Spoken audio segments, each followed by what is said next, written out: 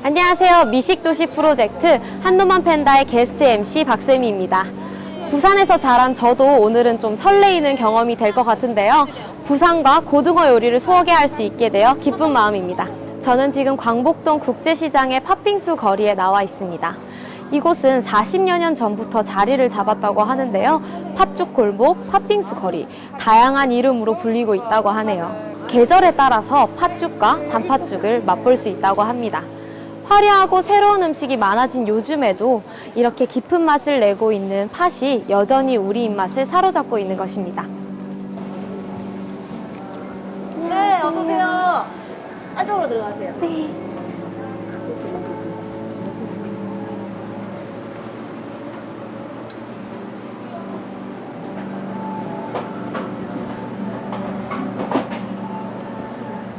사장님, 네. 저 주문할게요. 예. 저희 팥죽 시킬 건데 네네. 지금 팥빙수랑 죽을 같이 파는데 어떤 계절이든 다 시킬 수 있는 건가요? 지금은 판매를 하고 있는데 사실상 10월 말까지는 공식적으로 판매를 하는 걸로 돼 있고 이제 온도 차가 갑자기 이제 벌어지면 11월 초쯤에는 저희가 이제 끝납니다. 빙수는.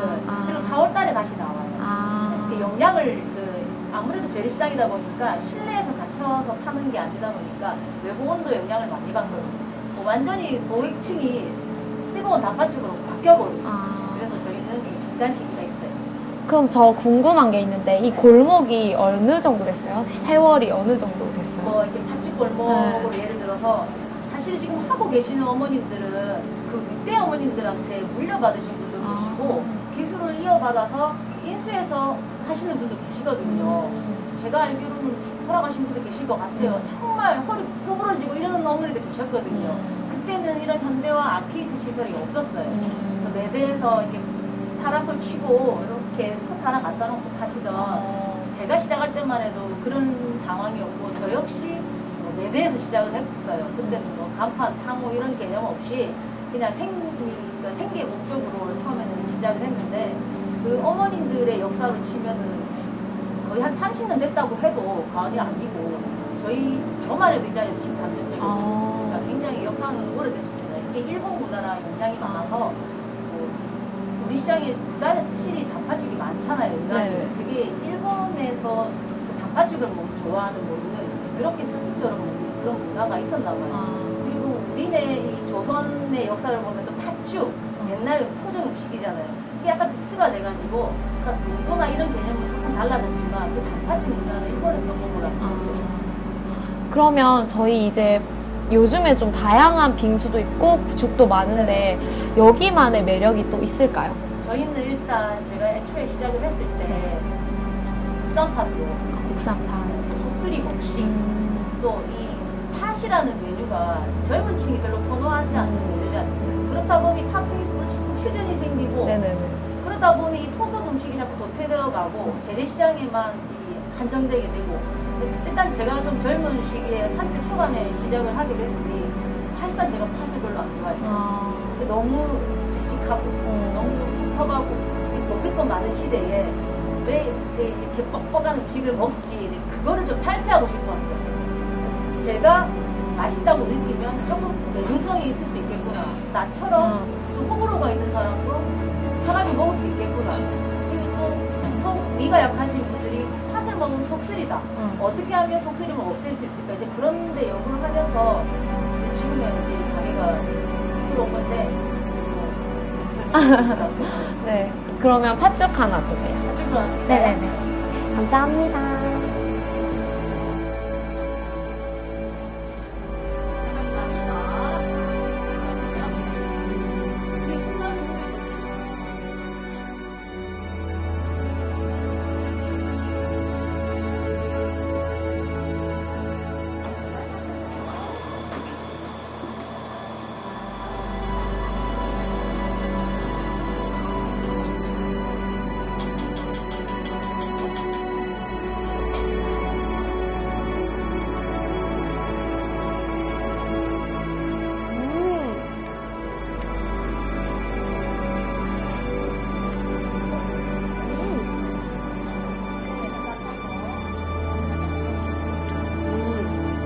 날씨가 좀 쌀쌀해져서 더 따뜻하게 느껴지는 것도 있고, 이 위에 있는 인절미가 진짜 쫀득쫀득하고 너무 맛있어요. 그리고 제가 원래 팥을 별로 좋아하진 않는데 막 엄청 달지도 않고 그렇다고 뭐 텁텁하지도 않고 딱 먹기 좋은 딱 그런 맛인 것 같아요.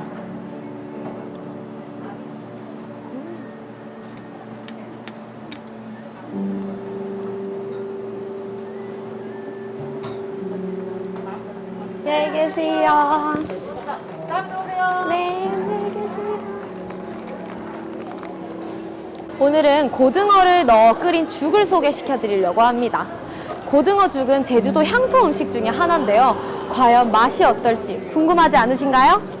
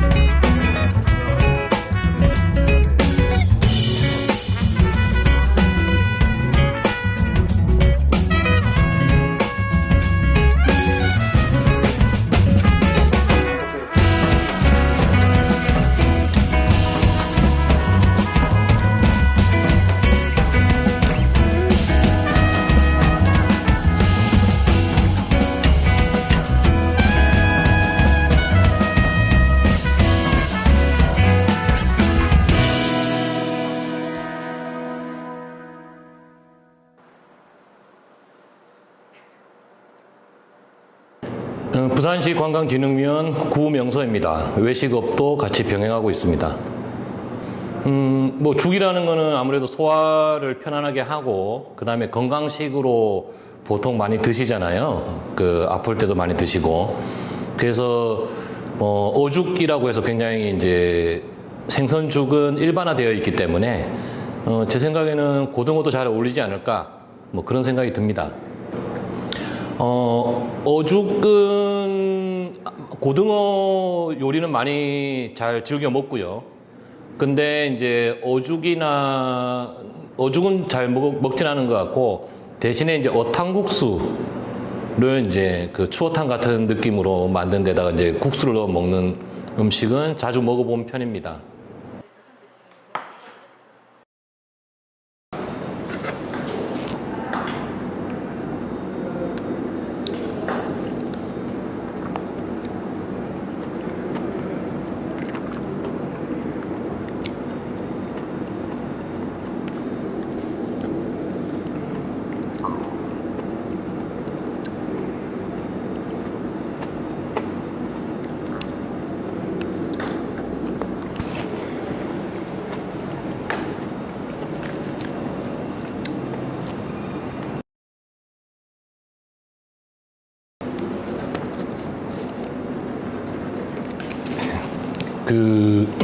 죽은 이제 보통 마지막에 참기름이나 이렇게 김가루나 뭐 이렇게 해서 조금 고소함을 더 더해주는 경우가 있는데 지금 오늘 먹은 고등어 어죽 같은 경우는 좀 그게 좀 빠지지 않았나? 좀 제가 레시피를 좀 확인해 보고 싶은 그런 생각이 조금 들었습니다. 그런데 되게 굉장히 건강한 맛이구나 라는 생각은 들었습니다. 조금 전에 말씀드린 것처럼 지금 오늘 레시피는 조금 죽이 좀 더 뻑뻑했으면 좋겠고요. 그러니까 물이 좀 많았던 것 같고 그 다음에 좀 고등어 양하고 야채 양하고 배합해서 조금 좀 더 조절이 된다면 저는 충분히 고기를 안 드시는 분들 계시고 또 생선까지는 드시는 비건 분들도 계시잖아요. 이제 그래서 그런 의미에서 메뉴로서 적절하지 않나라는 생각이 듭니다. 죽은 보통 아까도 처음에 죽은 말씀드린 것처럼 좀 건강을 회복하기 위해서 보통 많이 드시고 간단하게 한 끼를 좀 빠르게 먹기 위해서 먹기도 하기 때문에 아까 주신 양보다 좀 작게 해가지고 이 정도의 가격으로 판매하는 게 적절하지 않은가 라는 생각이 좀 들어서 지금 가격을 책정했습니다. 저는 죽 자체가 소고기죽, 야채죽, 전복죽, 생선 어죽 이렇게 하는 데 있어서 어죽도 고등어 아니면 또 다른 생선 해가지고 되게 다양화될 필요가 있고 조개죽이라든지 좀 해산물들이 그런 좀 더 세분화된 메뉴가 늘기를 늘 원했었거든요. 그래서 저는 아마 식당에 가면은 이런 죽이 있으면 선택해 먹을 것 같습니다.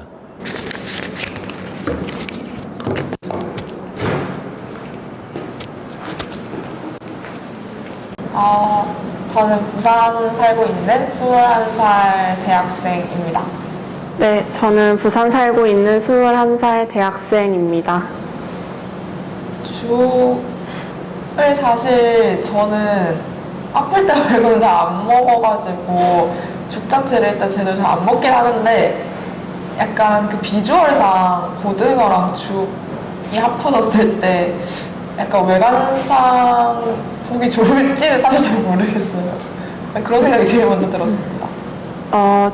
고등어랑 죽이라고 듣자마자 참치죽 생각이 났는데 참치죽을 먹어본 적은 없지만 또 좋아하는 사람은 좋아하더라고요. 그래서 맛이 비슷하지 않을까라는 생각이랑 비주얼이 어떻게 나올지 궁금했던 것 같아요. 궁금해요. 죽은 사실 뭔가 제가 지금 교정을 하고 있어가지고 치과 다녀와서 아플 때나 그럴 때 빼고 잘 안 먹는데 오히려 리조또 같은 경우는 파스타집 가면 무조건 리조또 한 개는 시키는 것 같아요. 그래서 오히려 죽보다는 리조또를 더 많이 먹고 있어요. 즐겨 먹어요. 저는 평소에 좀 꾸덕하고 이런 걸 좋아해가지고 리조또나 죽이나 전복죽이나 이런 거는 항상 좀 잘 먹는 편인 것 같아요.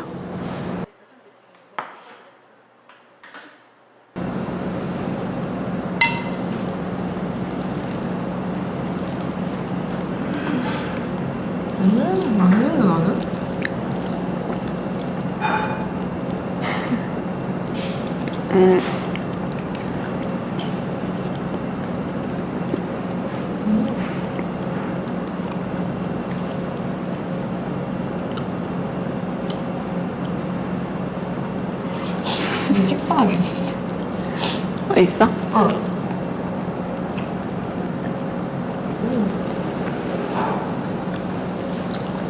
어떡하지? 갈아냈나? 그러게 색깔도 나와 있다, 그치? 응. 우리 전복죽도 내장 섞으면 된다. 오빠.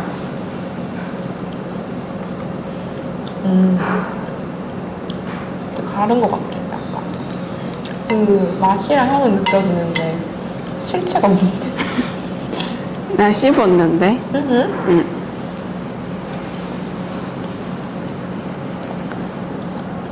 너무 맛있네.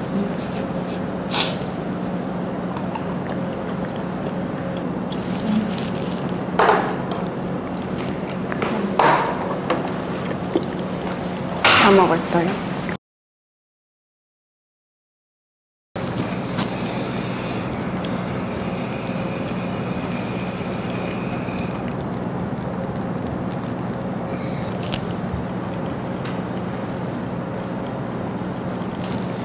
저는 생각보다 비주얼도 약간 그냥 전복죽 느낌 나서 색깔이나 뭐 비주얼도 되게 괜찮았던 것 같고 먹었을 때 맛도 저는 약간 제 입맛이 약간 비린 걸 잘 못 느낄 수도 있는데 저는 되게 맛있었거든요. 그리고 약간 죽 느낌 나면서 리조또 느낌 나면서 뭔가 고등어의 짭짤한 느낌도 같이 나고 씹는 식감도 괜찮고 해서 저는 되게 맛있게 먹었던 것 같아요. 네. 저는 비주얼부터 봤는데 딱 받았을 때 뭔가 흰 색깔에 그냥 고등어가 떠 있는 느낌이 아니라 그냥 검은 색깔 죽이라는 죽처럼 보여가지고 그 비주얼에 대한 거부감은 없었고요. 한 입 먹었을 때 고등어 맛이 많이 안 나고 그냥 처음에는 죽 같다, 그냥 일반 죽 같다라는 생각이 들었는데 좀 뒷맛이 좀 따뜻한 거랑 같이 섞여서 있어서 그런지 조금 비렸던 것 같아요. 저는 일단 10,000원 측정을 했는데요. 그냥 일반적으로 저희가 죽 시켜 먹을 때 생각해보면 전복죽 한 12,000원 정도 되는데 지금 아무래도 전복 비싼 재료가 들어가니까 그 정도 값이라고 생각을 해서 그것보다 조금 덜 하지만 그래도 어느 정도 식사 느낌이 있기 때문에 리조또나 죽의 어떤 기본적인 가격을 생각하면 10,000원대가 제일 적당하지 않을까? 그리고 그 정도에 저는 맛이 있었다고 생각을 했기 때문에 저는 10,000원 책정했습니다. 저는 가격 책정을 13,000원 했는데요. 처음에는 11,000원으로 했다가 이유를 쓰다가 그 가격을 올렸거든요. 일단은 그냥 고등어 죽인데도 다른 야채도 많이 들어있고 죽 조리 시간을 생각을 해보면 이걸 어떻게 했는지는 모르겠는데 그냥 생 고등어를 이렇게 넣어서 했다고 생각을 안 해서 좀 이중으로 시간이 들지 않았을까라는 생각이 들어가지고 13,000원을 책정했습니다. 근데 저는 나를 만족하면서 먹어가지고 딱히 뭔가를 생각해보지 못했는데 약간 비려하는 친구들이 있을 수도 있으니까 입맛에 따라서 약간 비린 맛을 어떻게 잡는지를 생각해 보시면 좋을 것 같기도 하고 아니면 약간 죽 느낌보다 리조또 느낌을 더 내기 위해서 뭔가 크림 고등어 리조또의 느낌으로 뭔가 이렇게 퓨전 느낌으로 가도 저는 좋을 것 같다고 생각합니다. 저도 그냥 죽보다는 리조또처럼 크림 섞어서 하고 그 관자 리조또처럼 뭔가 구운 고등어를 위에 올려놓는다든지 그런 식으로 하면 훨씬 더 보기에도 좋고 상품화 될 것 같다고 생각합니다. 사실 그냥 모르고 딱 그냥 메뉴만 보면 약간 긴가민가해서 시킬 것 같긴 한데 저는 이미 먹어봤으니까 저는 시킬 것 같아요. 약간 김치 얹어 먹고 싶게 생겨가지고 저는 다시 시켜 먹을 것 같아요. 식당에서 팔면. 저도 아예 안 먹어봤을 때는 고등어죽 하면 뭔가 거부감이 들 것 같은데 먹어봤으니까 이 비린 맛이 조금 잡히거나 하면 시켜 먹을 수도 있을 것 같아요.